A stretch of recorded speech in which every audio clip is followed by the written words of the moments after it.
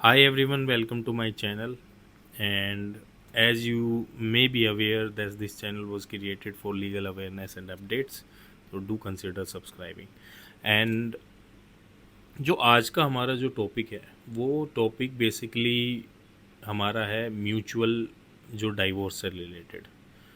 जो डाइवोर्स होता है basically between the two Hindus और हिंदू मैरिज एक्ट के अकॉर्डिंग में जो शादियाँ हुई हैं, उन उनमें जो म्यूचुअली जो डाइवोर्स लेते हैं, तो उस टॉपिक के आधार पे अब जब डाइवोर्स भी है, दो ग्राउंड दिए हुए हैं, दो ग्राउंड तो बहुत सारे हैं बट दो तरह से है। एक तो कंटेस्टेड डाइवोर्स है, जब भी दो पार्टनर हैं तो one of the partner says कि ठीक है I want divorce and the other partner says कि भाई मैं I am not willing to give you divorce.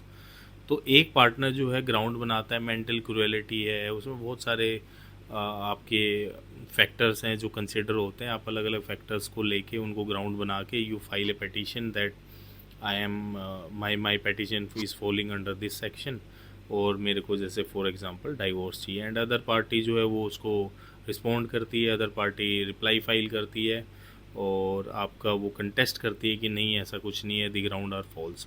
तो उसमें बहुत सारे ग्राउंड है, जैसे इम्पोर्टेंसी है, आपका मेंटल क्यूरेलिटी है, चाइल्ड ना होना, बहुत सारी चीज़ें हैं। And it is a very dynamic topic. अलग जो आजकल है वो एक डायनेमिक टॉपिक है और अलग अलग ग्राउंड पे डाइवोर्स ले रहे हैं। तो जो मेजरली है वो इनकम्पेटिबिलिटी है।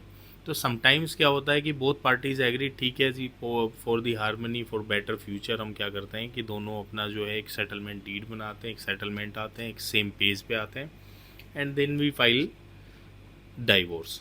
दोनों उसको बोलते हैं बाय म्यूचुअल कंसेंट।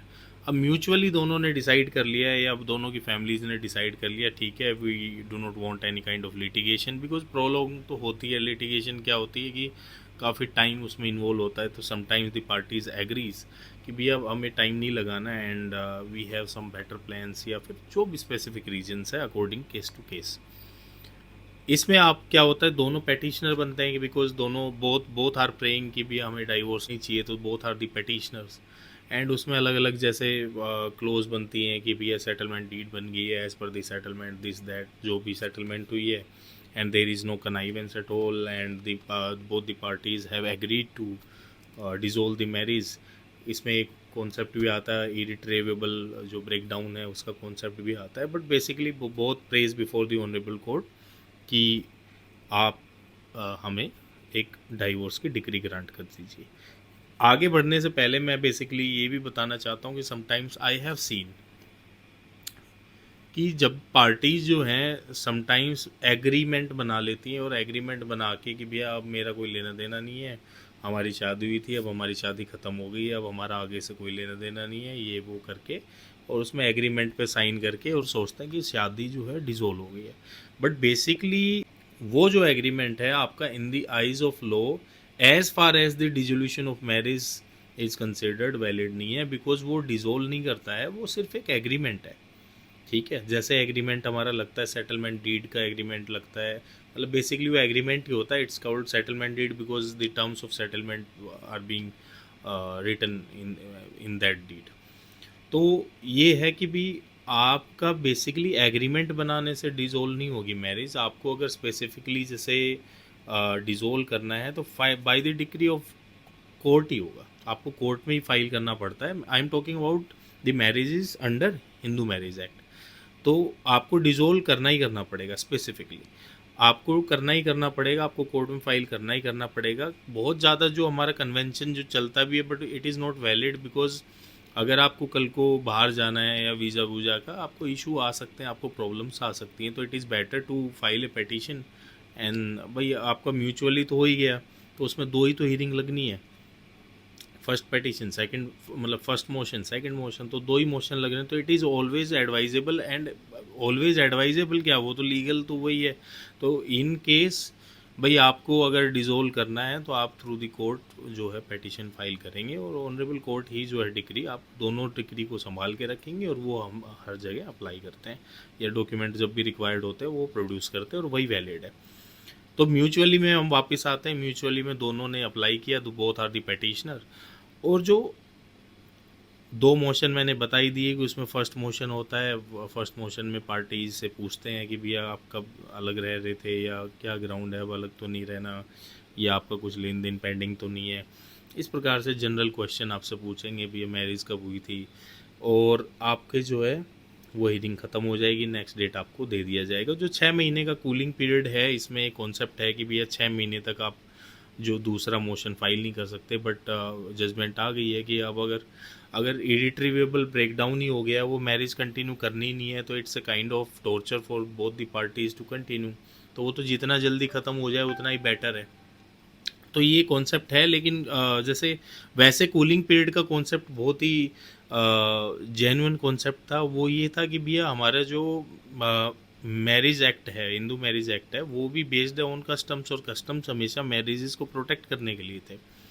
बिकॉज ये जो मैरिजेज होती हैं हमारे हिंदू मैरिज में, जो कॉन्सेप्ट है वो कॉन्ट्रैक्ट का तो कॉन्सेप्ट नहीं है, it's a kind of Holi concept भी। मैरिज एक पवित्र चीज़ होती है, तो उसको प्रोटेक्ट जितना करा जाए उतना ही बेहतर है। तो ये जो 6 महीने का कूलिंग पीरियड था, वो भी इसीलिए बनाया गया था कि समटाइम्स दी पर्सन या both the parties may be acting in anger. भाई हो सकता है कई गुस्सा होता है कई बार कि यार ऐसा वैसा, तो थोड़ा टाइम मिलेगा तो शायद वो चीज़ें ख़त्म हो और जो है पार्टीज वापस रहना स्टार्ट कर देती थी। Concept was very genuine. But आजकल आ गया है कि भाई अगर मान लो पूरा माइंड मेकअप हो ही गया, and both the parties have different future avenues, और भाई उनको रहना ही नहीं है, and there is a kind of incompatibility and there would be torture अगर वो साथ रहते हैं, तो कोर्ट कंसिडर करती है and you can file the motion before 6 months. 1 महीने, 15-20 दिन बाद, 30 दिन बाद, आप जब भी आप सूटेबल हो आप फाइल कर सकते हैं, कोर्ट को बता सकते हैं कि there is no possibility of coming together, तो वो कंसिडर करती है, दूसरा मोशन पास हो जाता है, आपका जो है ग्रांट हो जाता है। तो मेरा जो आज वीडियो बनाने का जो पर्पस था वो ये था कि समटाइम्स क्या होता है कि भाई जाहिर सी बात है, म्यूचुअल जो है कंसेंट से आप कर रहे हो दोनों parties, both the parties are petitioner in this case. तो एक आदमी जाता है, वो कहता है कि जी आप अपने वकील से करवा लेना, जो ऑलरेडी जो कन्वेंशन चल रहा है, कि एक पार्टी कहता है कि ठीक है भाई मैं अपना पेपर बनवा लेता हूँ, वो वकील से करवा लेता हूँ। तो the advocates already know, but it's kind of legal awareness as you know कि भैया ये पेज एक लीगल अवेयरनेस और अपडेट्स के लिए।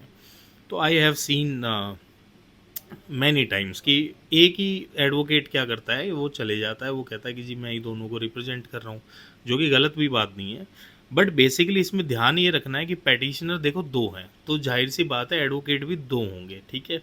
आप एक एडवोकेट जाओगे तो ऐसा कोई हार्म नहीं है, बट मे भी आपकी डेट खराब हो जाए, कोर्ट ऑनरेबल कोर्ट ऑब्जेक्शन करे, because there is a term also, there is a clause also that both the parties have decided not to go further within the relationship, जो भी आपकी जैसे बनाने का वो है, and both the parties have not connived together, there is no collusion between the parties। तो basically क्या है कि भाई आप ये कह रहे हो कि भाई किसी प्रकार की कोई ऐसी साठगांठ नहीं है, और दोनों पार्टीज़ ने म्यूचुअली डिसाइड किया है।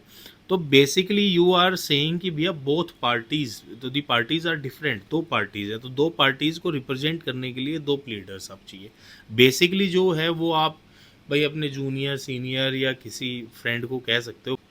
तो आप ये ध्यान रखिए कि भाई समटाइम्स डेट ख़राब हो जाती है, आप अपने एडवोकेट को पहले अलग अलग, दोनों पार्टीज़ हैं, दो पार्टीज़ हैं, दोनों अलग अलग एडवोकेट्स लेके जाएं, ताकि आपकी डेट ख़राब ना हो। बाकी इसके बारे में बात करेंगे इन डिफरेंट वीडियो।